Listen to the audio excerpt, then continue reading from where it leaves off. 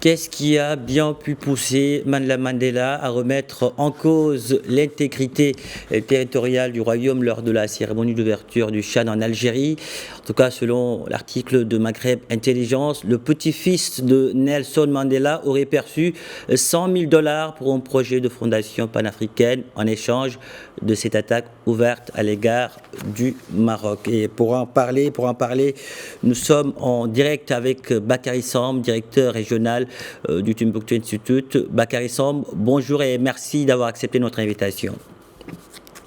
Bonjour et merci de votre invitation. Alors, quel regard portez-vous sur les déclarations hostiles de Mandela à l'égard du royaume sur la question notamment du Sahara lors de la cérémonie d'ouverture du Chan en Algérie?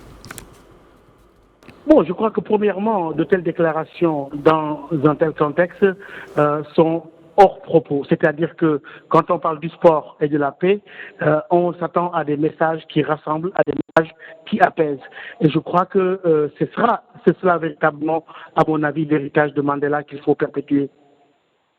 En tout cas, selon l'article de Maghreb Intelligence, je le disais tantôt, le petit-fils de l'icône africaine, le petit-fils de Nelson Mandela, aurait perçu 100 000 dollars pour un projet de fondation panafricaine en échange de cette attaque ouverte à l'égard du Maroc, une fondation destinée à faire du lobbying pour certaines causes sur le continent. L'auteur de cet article évoque une pure instrumentalisation de l'événement. Est-ce que vous le pensez? Moi, je crois qu'au-delà de l'instrumentalisation de l'événement, toute instrumentalisation conflictuelle de la pensée de Mandela et du message de Mandela en est une trahison. L'héritage de Mandela, c'est un héritage de rassemblement, c'est un héritage de l'unité africaine.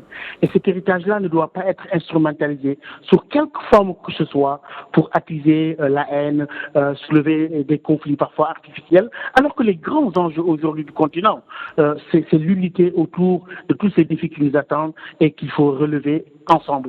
Et je crois que travestir la pensée de Mandela pour l'utiliser à des fins de division, à des fins d'opposition de pays africains, c'est vraiment le comble de la trahison de cette pensée de Mandela et de ce message qui est un message de paix et d'unité africaine. Donc, selon vous, Mandela Mandela a trahi, disons, l'héritage de son grand-père. Je parle de l'instrumentalisation de la pensée de Mandela pour des fins de division.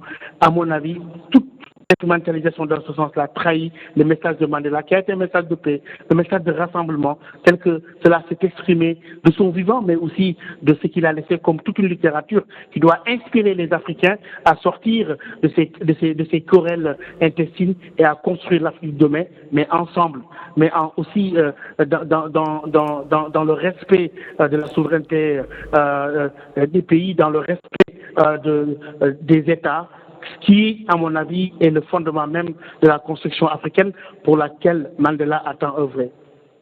Bakary Samb, merci. Merci pour toutes ces précisions. Je rappelle que vous êtes le directeur régional de Timbuktu Institute. Merci.